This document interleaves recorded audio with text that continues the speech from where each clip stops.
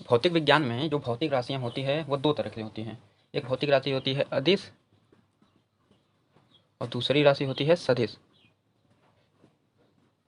अदिश का मतलब बिना दिशा के, मतलब वह राशि जिसमें दिशा का ज्ञान हमें होना जरूरी नहीं होता है, लेकिन वो राशि जिसमें दिशा का ज्ञान होना कंपलसरी है, जरूरी है, वह राशि सदिश राशि कहलाती है।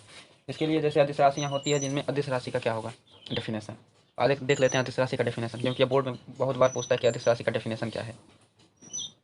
अदिश राशियाँ वह राशियाँ होती हैं जिसमें केवल परिमाण होता है, दिशा नहीं होता है। जैसे हम जैसे हम बताते हैं किसी वस्तु का द्रव्यमान द्रव्यमान 2 किलोग्राम है, तो इसमें हम परिमाण बता देते हैं कि इसका परिमाण 2 kg है, लेकिन हमें कभी भी दिशा नहीं बताते कि 2 kg किस किस दिशा में है, क्योंकि हमें इसकी ज़रूरत ही नहीं है कि दिशा इसमें ज्ञात करना जरूरी नहीं होता है द्रव्यमान ज्ञात करने के लिए। जैसे समय समय में हम ज्ञात करते हैं कि कितना सेकंड हुआ, कितने मिनट हुआ, जैसे 1 सेकंड हुआ, 2 मिनट हुआ या 4 घंटे हुआ। यह हम केवल परिमाण ज्ञात करते हैं इसमें, हमें केवल हमें सिर्फ इसके परिमाण की ही ज़रूरत होती है, इसके दिशा की ज़रूरत नहीं होती है। उसी तरह जैसे ताप है, तापमान, इसमें हमें केवल कितना डिग्री सेल्सियस है, थीटा डिग्री सेल्सियस है या 100 डिग्री सेल्सियस है, इस तरह केवल हमें परिमाण की ज़रूरत होती है, दिशा की नहीं होती है। तो यह राशियाँ अदिश राशियाँ हैं, मतलब वे राशियाँ जिसमें केवल परिमाण की आवश्यकता ही होती है, दिशा की नहीं, अदिश राशियाँ कहलाती है। और दूसरा है सदिश राशि। इसका डेफिनेशन है, तो सदिश राशि का डेफिनेशन है कि वे राशियाँ जिसमें दिशा के साथ साथ परिमाण भी होता है, या वे राशियाँ जिनमें परिमाण के साथ साथ दिशा भी होती हैं। मतलब इसका क्या है, जैसे हम किसी भौतिक राशि ले लिए और उस भौतिक राशि को हमें समझने के लिए परिमाण भी चाहिए, परिमाण यानी न्यूमेरिकल वैल्यू, जैसे 2, 4, 5, इसी तरह, और दिशा भी कि किस दिशा की ओर है। जब इस जिस राशि को समझने के लिए इस दोनों की जरूरत होती है, वे राशियाँ सदिश राशियाँ कहलाती हैं। जैसे बल, अभी हम लोग बल के डेफिनेशन अभी पिछले लेक्चर में हम लोग पढ़े थे, तो बल एक सदिश राशि, तो इसके लिए अगर हम बल बताएं कि 5 न्यूटन हमारा बल है, तो हमें यह भी बताना होगा कि 5 न्यूटन बल किधर लग रहा है, आगे लग रहा है या पीछे लग रहा है या ऊपर लग रहा है या नीचे लग रहा है या किसी एंगल पे लग रहा है, किसी एंगल पे लग रहा है। तो इसको बताने के लिए हमें दिशा की भी ज़रूरत होती है। जैसे विस्थापन हो गया, विस्थापन यानी विस्थापन विस्थापन के लिए विस्थापन क्या था, किसी पॉइंट से दूसरे पॉइंट के बीच की दूरी। मतलब अब देखें, मान के चलो ये दूरी हमारा 2 किलोमीटर है, ओके, ये एंगल थीटा है। तो इस पॉइंट को बताने के लिए, इसके और इसके बीच के विस्थापन को बताने के लिए हमें यह परिमाण है जो 2 किलोमीटर, उसके साथ साथ दिशा भी बताना पड़ेगा कि यह इस लाइन के या ऊर्ध्वाधर या क्षैतिज से थीटा एंगल या उत्तर दक्षिण पूर्व पश्चिम किसी भी दिशा में हो, तो हमें पूरा प्रॉपर बताना पड़ेगा पूरी तरह से कि वो किस दिशा में है। जैसे हम लोग स्टैंडर्ड नोटेशन देखें तो ऊपर होता है उत्तर, नीचे होता है दक्षिण, इधर पूरब, इधर पश्चिम, ओके। तो इसके अनुसार देखें कि हमारा हमारा मान के चलिए हमारा यह घर है, इस पॉइंट में, या जिसे मूल बिंदु कहते हैं, या मूल बिंदु है, इस पॉइंट पे हमारा घर है, ठीक। ये उत्तर है या पूरब है, पश्चिम है, दक्षिण है। अब हम बता रहे हैं कि हमारा घर 2 किलोमीटर दूर है, हमारा नहीं, हमारे घर से हमारा विद्यालय 2 किलोमीटर दूर है। तो हमें तो परिमाण पता चल गया कि 2 किलोमीटर, लेकिन अब वो किस दिशा में है, 2 किलोमीटर उत्तर दिशा है या 2 किलोमीटर पश्चिम दिशा है, क्या इनके बीच में है, तो हमें यह भी बताना पड़ेगा। तो मान के चलें कि हमें दिया कि हमारा घर, इस घर से हमारा विद्यालय 2 किलोमीटर पूरब से 60 डिग्री कोण बनाते हुए है, कोण बनाते हुए है। तब हम बता सकते हैं कि हमारा विद्यालय कहाँ है। हम पूरब से इधर से 60 डिग्री का कोण बना देंगे पूरब से, और इस पर 2 किलोमीटर दूरी, हम मान लेते हैं 2 किलोमीटर दूरी है, तो बता देंगे हमारा विद्यालय यहाँ है, या हमारा विद्यालय यहाँ है, या हमारा घर है। तो हम अब पूरी तरह से बता सकते हैं कि हमारा विद्यालय कितनी दूर है हमारे घर से। दूर तो 2 किलोमीटर पता है, लेकिन किस दिशा में है हमें अभी बता सकते हैं। यह भी विस्थापन भी एक सदिश राशि है। इसके साथ साथ हमें परिमाण, और इसके लिए हमें परिमाण और दिशा दोनों की ज़रूरत होती है। उसी तरह संवेग है, संवेग संवेग किससे बना है, संवेग द्रव्यमान गुणे वेग से। अब वेग क्या है, द्रव्यमान तो अदिश राशि है, वेग क्या है, वेग भी सदिश राशि है। वेग क्या है, विस्थापन बटे समय, वेग है विस्थापन बटे समय, विस्थापन बटे समय। तब दिक्कत यह है कि वेग कौन सी राशि है, विस्थापन तो हमारा सदिश है और समय हमारा अदिश है। तो एक एक सिंपल रूल है कि किसी भी राशि में अगर सदिश का गुणा किसी अदिश से किया गया हो, किसी अदिश से किया गया हो, तो हमेशा ही सदिश होगी, या सदिश में किसी अदिश से भाग दिया जाए तो भी वो सदिश ही होगी। जैसे विस्थापन हमारा सदिश राशि है, समय अदिश राशि है, तो सदिश में अदिश से भाग देंगे तो यह भी सदिश ही होगा। क्योंकि आप किसी सदिश राशि में या किसी सदिश राशि में किसी अदिश राशि से गुणा करें या भाग करें, परिणाम हमेशा सदिश राशि ही आएगी। तो वेग भी हमारा सदिश राशि है। वेग क्या है, सदिश राशि है, सदिश राशि है। इसका मात्रक क्या होता है? एसआई मात्रक मीटर पर सेकेंड होता है। एसआई मात्रक विस्थापन का एसआई मात्रक क्या होता है? मीटर। संवेग संवेग क्या है? संवेग बराबर क्या है? द्रव्यमान गुणे वेग। द्रव्यमान क्या है? अदिश राशि। और वेग क्या है? सदिश राशि। अदिश का सदिश में गुणा करेंगे तो भी सदिश ही आएगा। मतलब संवेग क्या है हमारा? सदिश राशि। संवेग सदिश राशि क्यों है? मान लीजिए कि एग्जाम्पल है कि एक द्रव्यमान का एम द्रव्यमान का पिंड है जो पश्चिम दिशा की ओर जा रहा है 2 किलोमीटर प्रति घंटे की रफ्तार से। तो इसका वेग तो पश्चिम दिशा की तरफ है।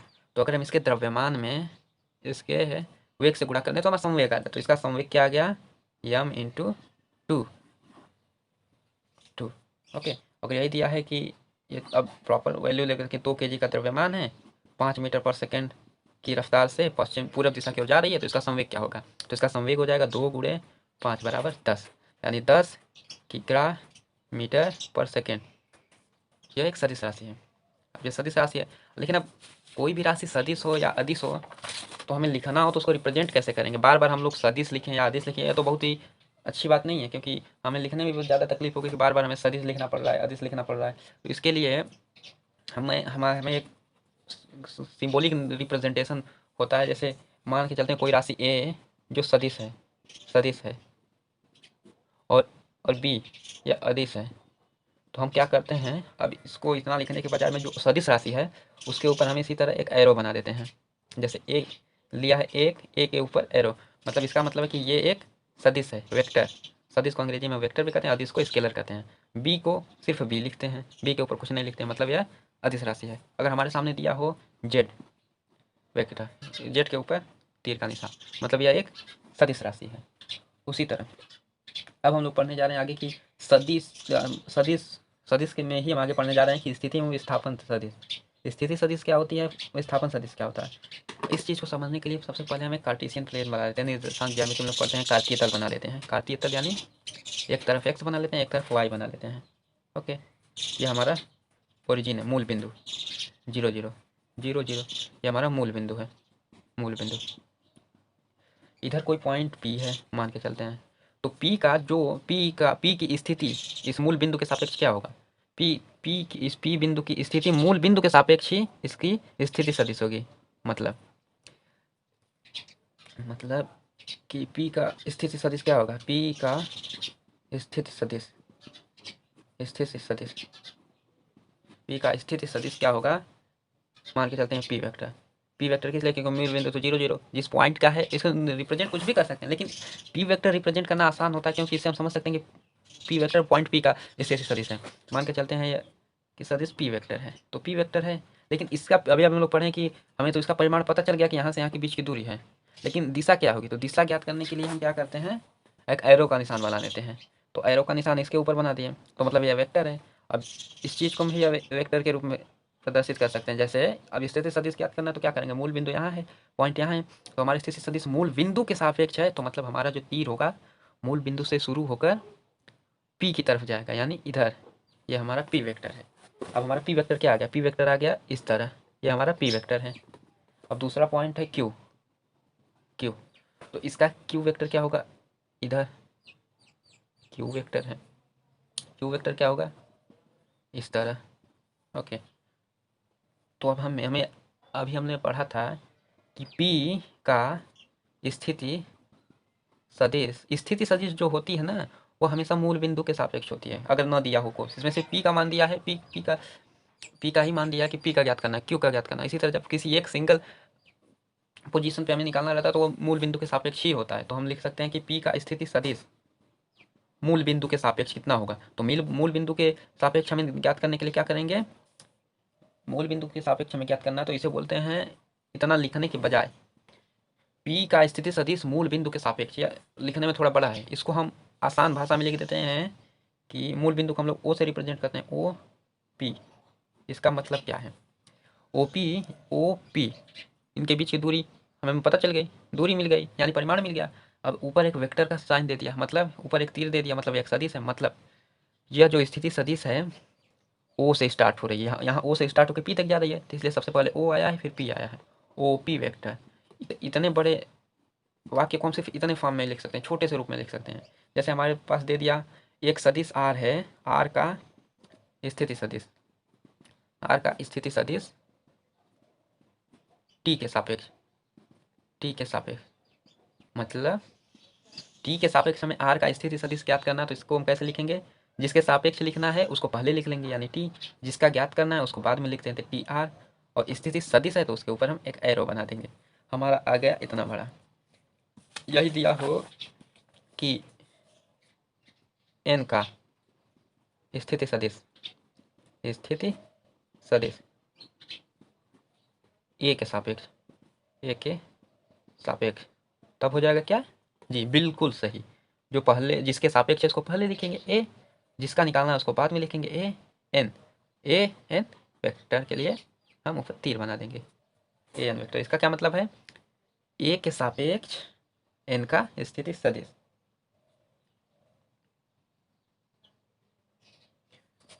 अब यहाँ हम लोग देखते हैं कि जो दिया है कि हमारा ओपी वेक्टर, ओपी यानी पी का स्थिति सदिश, ओ क्यू क्या है, क्यू का स्थिति सदिश, स्थिति सदिश हमें पता चल गया। तो अब हम ज्ञात करना चाहते हैं कि क्यू का स्थिति सदिश पी के सापेक्ष, पी के सापेक्ष, तब जो सापेक्ष यानी जो जिसके सापेक्ष निकालना है उसको पहले लिखेंगे पी, जिसका निकालना है क्यू यानी पी क्यू वेक्टर।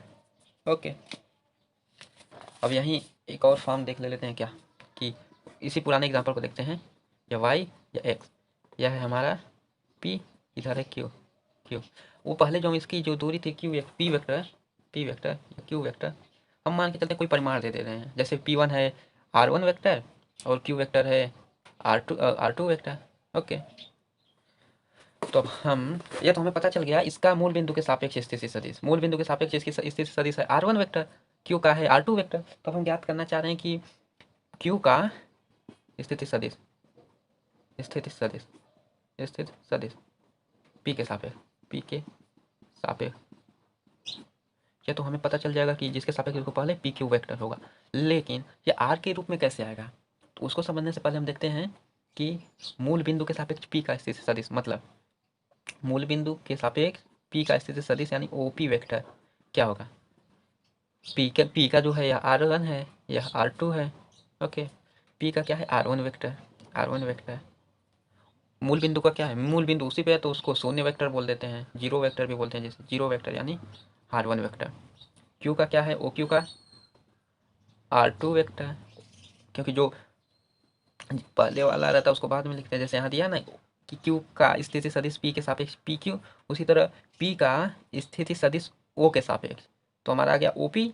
तो इसको ज्ञात करने के लिए हम क्या करेंगे, पहले जो बाद में आया है, जो पी इस सिंबल इस प्रेजेंटेशन में पी बाद में आया है, तो इसका जो हम पोजीशन लेते हैं R1 उसको पहले ले लेते हैं, और फिर उसके पहले वाले यानी ओ को हम ले लेते हैं बाद में, जीरो वेक्टर तो R1 वेक्टर। उसी तरह ओ क्यू का क्या आ गया, क्यू का क्या आ गया R2, ओ का आ गया आर जीरो वेक्टर, यानी इसका भी आ गया R2 वेक्टर। ओके, अब हमें ज्ञात करना है कि क्यू के सापेक्ष क्यू का स्थिति सदिश, अब हमें ज्ञात करना है कि क्यू का स्थिति सदिश पी के सापेक्ष क्या होगा, यानी ये जो पी क्यू वेक्टर होगा यह क्या होगा, तो पी क्यू वेक्टर क्या होगा, क्यू वेक्टर का मान माइनस पी वेक्टर का मान। अब ये क्यू वेक्टर में दिशा नहीं है, दिशा नहीं है तो हम क्या करेंगे, इसका स्थिति सदिश यानी मूल बिंदु के सापेक्ष इसका क्या है और इसका भी मूल बिंदु के सापेक्ष क्या है, समझिए। इस चीज़ को देखें, O Q vector P Q vector बराबर O Q vector minus O P vector, मतलब क्यू का स्थिति सदिश पी के सापेक्ष बराबर क्यू का मूल बिंदु के सापेक्ष स्थिति सदिश R2 वेक्टर माइनस पी बिंदु का स्थिति सदिश मूल बिंदु के सापेक्ष यानी R1 वेक्टर। यानी अब अगर हमें दिया हो कोई RS वेक्टर, हमें इसको ज्ञात करना है तो क्या करेंगे, मूल बिंदु के सापेक्ष इसका स्थिति सदिश यानी OS vector minus OR vector, मूल बिंदु के सापेक्ष R का स्थिति सदिश। या एक फार्मूला की तरह आ गया है, अगर हमें दो वेक्टर दे दिए हों, जैसे वेक्टर T1 T2 यह वेक्टर है, ये थोड़ा कॉम्प्लेक्स हो सकता है कि T1 T2 तो सेम है, तो हम इसको क्या करेंगे, T2 का मूल बिंदु के सापेक्ष स्थिति सदिश क्या होगा, ओ T2 वेक्टर माइनस ओ, और T1 का स्थिति सदिश क्या होगा, इसको घटा देंगे तो ओ T1 वेक्टर। यही भी एक तरीका आ गया। हम लोग अभी पढ़े हैं कि राशि दो तरह से होती है, राशि दो प्रकार की होती हैं, एक होती है सदिश, एक होती है अदिश। सदिश इसका भी डेफिनेशन हमने पढ़ा, इसका भी डेफिनेशन पढ़ा, कुछ एग्जांपल भी एक दो पढ़ लिए, जैसे वेग, विस्थापन, बल, इसमें द्रव्यमान, समय, ताप आदि भी पढ़ लिए, एग्जाम्पल हो गया। इसका नोटेशन पढ़ लिए, यानी संकेतन, संकेतन यानी इसको बोलते हैं नोटेशन भी बोलते हैं, यानी इसको कैसे प्रदर्शित करते हैं। जैसे जो अदिश रहेगा उसको उसी तरह लिख देते हैं, जो अदिश है उसको उसी तरह लिख देते हैं, जो सदिश है उसके ऊपर ऊपर हम एक एरो ले लेते हैं, तो हमें नोटेशन भी पढ़ लिया। या कुछ कुछ किताबों में जैसे यह बी दिया है इस तरह, यह अदिश के रूप में, और हमें सदिश दिखाना है तो इसको बहुत ही बोल्ड लेटर में लिख देते हैं, बोल्ड लेटर में।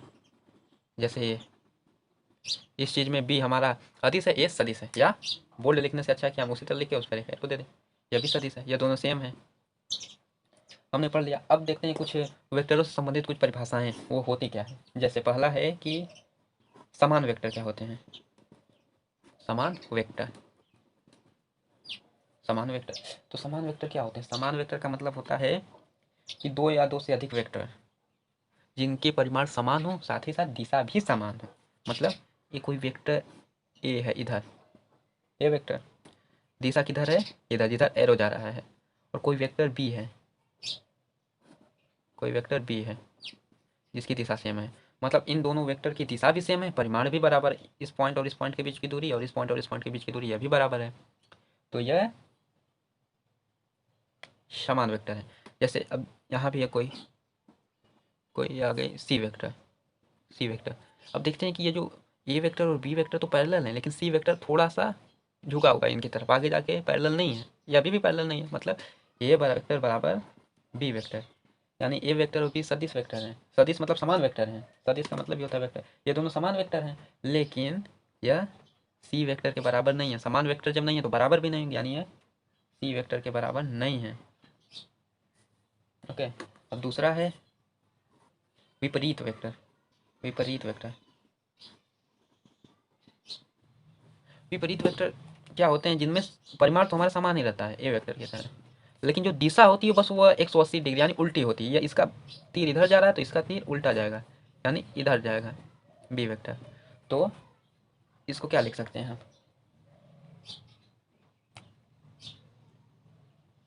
ए व बी, ए वेक्टर ए और वेक्टर बी विपरीत वेक्टर हैं। अगर इनको कोई भी वेक्टर को बराबर करना है तो उसको समान वेक्टर बनाना पड़ेगा। यानी अगर हम लिख दें माइनस बी वेक्टर, इसका क्या मतलब है, इसका मतलब यह है कि जो बी वेक्टर है उसकी दिशा हम उल्टी कर दें तो वह माइनस बी हो जाएगा। मतलब इसकी दिशा इधर है तो इसकी दिशा उल्टी कर देंगे तो क्या आ जाएगा, इधर की तरह, यह हो जाएगा माइनस बी वेक्टर।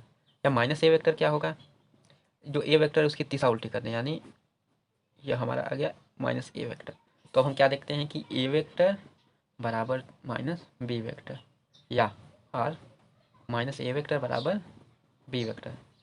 दो वेक्टर जब बराबर हों और उनके किसी एक वेक्टर में नेगेटिव साइन हो तो इसका मतलब है कि वे दोनों विपरीत वेक्टर हैं। जैसे ए वेक्टर और बी वेक्टर विपरीत वेक्टर हैं, ए वेक्टर और माइनस बी वेक्टर समान वेक्टर हैं, क्योंकि दोनों का परिमाण भी बराबर है, दिशा भी बराबर है, दिशा भी एक ही है। उसी तरह ए वेक्टर और माइनस ए वेक्टर यह भी एक विपरीत वेक्टर है, यह विपरीत वेक्टर है तो कभी बराबर नहीं होंगे। समान वेक्टर हो गए तो बराबर होंगे। ओके, अब इनका तो मैग्नीट्यूड हमें नहीं पता कि कितना होगा, हो सकता है इनका मैग्नीट्यूड या परिमाण 10 हो सकता है, 20 हो सकता है, 15 हो सकता है, या 1 भी हो सकता है। तो हमें इसको रिप्रेजेंट करने के लिए क्या कहते हैं कि एक यूनिटरी, हर चीज़ में एक यूनिट मेथड जरूर निकाल लेते हैं, कोई एक यूनिट बना लेते हैं। यह वेक्टर कितना है, किसके सापेक्ष, किसी के सापेक्ष निकालने के लिए वेक्टर कितना, हम एक यूनिट बना लेते हैं। जैसे हमारा यूनिट सबसे सिंपल होना चाहिए, तो इसलिए जो यूनिट 1 होता है उसी को हम बना लेते हैं। जैसे यूनिट वेक्टर यानी यूनिट मतलब इसका यूनिट क्या होगा, 1, सबसे सिंपल है।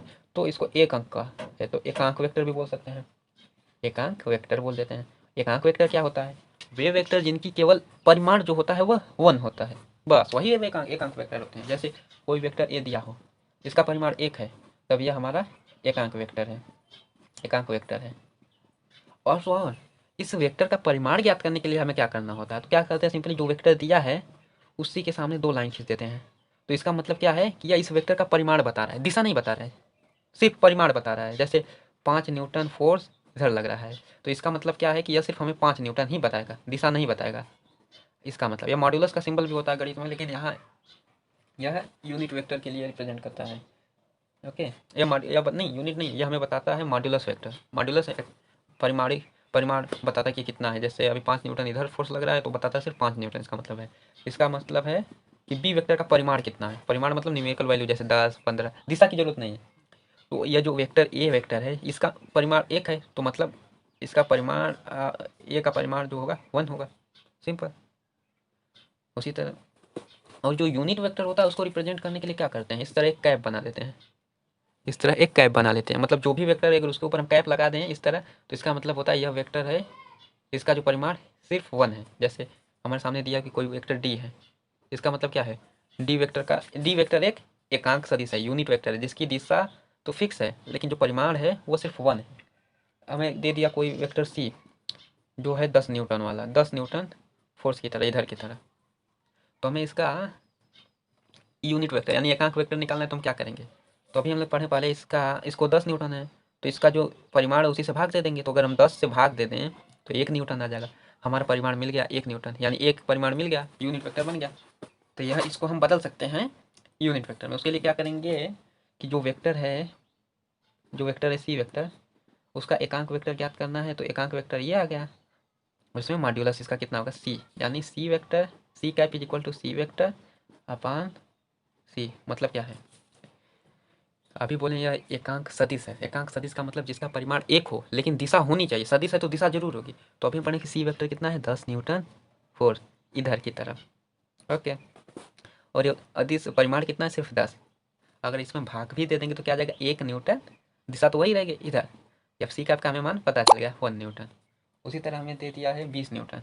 अरे हमें कोई वेक्टर दे दिया है एक्स वेक्टर, जिसका परिमाण कुछ भी हो सकता है। तो हम इसका यूनिट वेक्टर निकालेंगे तो x cap is equal to इस वेक्टर को लिख लेंगे बटे इसका परिमाण, यानी एक्स वेक्टर का परिमाण कितना आ जाएगा 90। यही हमारा एक तरीका है एकांक वेक्टर निकालने का। या यहाँ भी लिख सकते हैं कि जो वेक्टर क्या होता है एक्स वेक्टर बराबर इसका जो एकांक वेक्टर है एक्स कैप, उसमें इसके मॉड्यूलस यानी परिमाण से गुणा कर देंगे तो एक्स कैप। वही पक्षांतर है, अगर इसमें इसको भाग दे देंगे तो यही आ जाएगा x cap is equal to x vector अपन मॉड्यूलस ऑफ एक्स।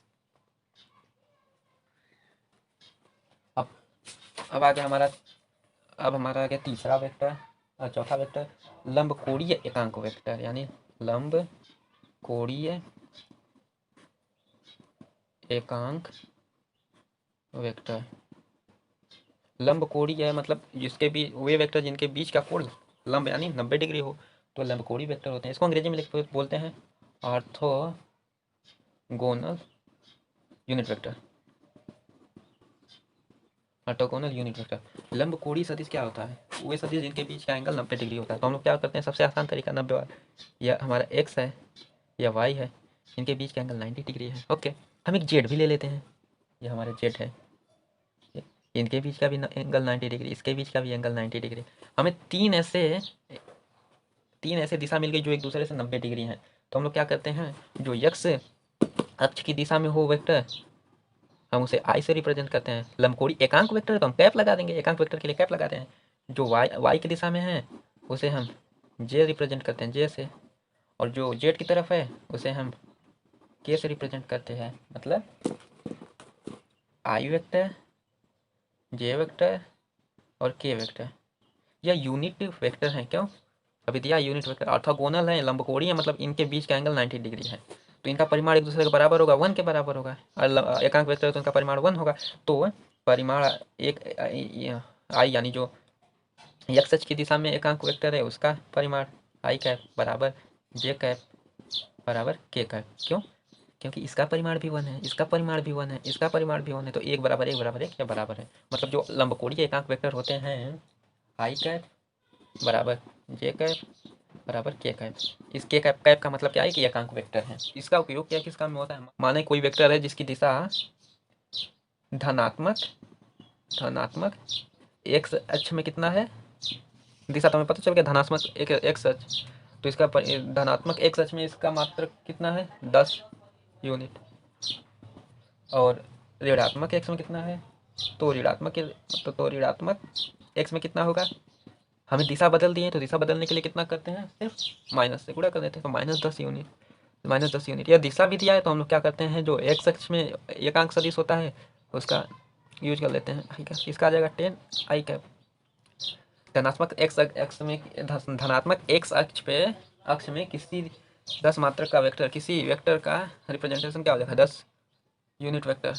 ऋणात्मक में तो -10 आ जाएगा। या कोई वेक्टर ऐसा दिया हो, ए वेक्टर बराबर ए एक्स आई कैप प्लस ए वाई जे कैप प्लस ए जेड के कैप।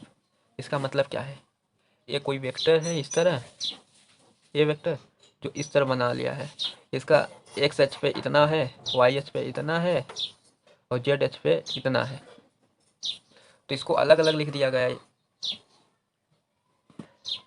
अब हमने क्या किया, ये जो वेक्टर है इसको हमने इसके समकोणिक घटकों में लिख दिया। समकोणिक घटक यानी लंबकोणीय यूनिट वेक्टर के फॉर्म में लिख दिया। यहाँ लंबकोणीय यूनिट वेक्टर क्या है, लंबकोणीय एकांक वेक्टर आई कैप जे कैप के कैप, इस तीनों के रूप में हम इस वेक्टर को लिख दिए हैं। अब हम आते हैं, अगला टाइप है एक शून्य वेक्टर। शून्य वेक्टर, शून्य वेक्टर क्या होता है, वेक्टर मतलब वह वेक्टर जिसका परिमाण 0 हो, परिमाण 0 हो। जब किसी चीज़ का परिमाण 0 हो, मान लो एक पॉइंट और इस पॉइंट के बीच की दूरी 0 हो, मतलब पहला पॉइंट और दूसरा पॉइंट के बीच की दूरी 0 मीटर है, तो मतलब पहला पॉइंट और दूसरा पॉइंट एक ही जगह है, पहला भी एक ही जगह, दूसरा भी एक ही जगह, पहला भी एक ही जगह, दूसरा भी एक ही जगह, इसलिए इनके बीच की दूरी 0 है। तो हम दिशा नहीं बता सकते, क्योंकि जब दूरी ही नहीं तो दिशा कैसे बता सकते हैं। ये जो शून्य वेक्टर होता है इसका परिमाण 0 होता है और दिशा अनिश्चित होती है, अनिश्चित होती है। ओके, क्योंकि हम कुछ भी मान सकते हैं, जब दूरी नहीं रहेगी तो 0 होगा। लेकिन अब हम पढ़ते हैं कि जब दिशा निश्चित है तो हम इस शून्य वेक्टर का अस्तित्व क्या है, शून्य वेक्टर क्यों पढ़े। तो हम आते हैं, देखते हैं क्या कि अगर मान के चलिए कोई वेक्टर ए है और कोई वेक्टर बी है, दोनों बराबर है, मतलब उनकी दिशा भी बराबर है और परिमाण भी बराबर है, तो ये माइनस बी वेक्टर का मान क्या होगा। जाहिर सी बात, इसको जब ये दोनों सदिश हैं इसको घटाएंगे तो इसका मान भी हमें सदिश में ही आना चाहिए। दोनों बराबर नहीं तो शून्य होगा, तो इसलिए शून्य वेक्टर आएगा इसका सदिश, इसका मान। या कोई vector A vector plus B vector plus C vector, okay, यह तीनों सदिश मिलकर एक बंद आकृति बनाते हैं। इसका मतलब क्या है, पहले ए वेक्टर लिखें, फिर बी वेक्टर लिखें, फिर सी वेक्टर लिखें, A vector B vector C vector, यह बंद आकृति बना लिया। तो इसका मान क्या आएगा, जब बंद आकृति बन गई तो मान आ जाता है शून्य वेक्टर, पहला। दूसरा, या हम बोल देते हैं कि मूल बिंदु का जो होता है, मूल बिंदु उसका स्थिति सदिश क्या होगा, स्थिति सदिश यानी स्थिति सदिश हमने अभी बोला ना, जब किसी चीज़ का स्थिति सदिश निकालना है तो उसे हमेशा ही मूल बिंदु के सापेक्ष ही निकालते हैं। मूल बिंदु को 0 से प्रेजेंट करते हैं, और इसका स्थिति सदिश किसके सापेक्ष निकालना है, मूल बिंदु के सापेक्ष, यानी 0 0 वेक्टर। इसका मान क्या होगा, यानी मूल बिंदु का वेक्टर माइनस मूल बिंदु का वेक्टर बराबर मूल बिंदु का स्थिति सदिश, यानी मूल बिंदु का स्थिति सदिश क्या आ जाएगा, 0 वेक्टर। या कोई वस्तु विराम की अवस्था में कोई रुकी हुई है तो हम इसका वेग कितना होगा, वेग 0 होगा। कोई वस्तु अगर रुकी हुई है तो वेग 0 होगा, तो वेग अभी सदिश राशि है तो 0 क्या होगा, तो 0 नहीं ना बोल सकते, इसे 0 वेक्टर बोलेंगे। कोई चीज़ रुकी है तो उसका वेग क्या होगा, 0 वेक्टर।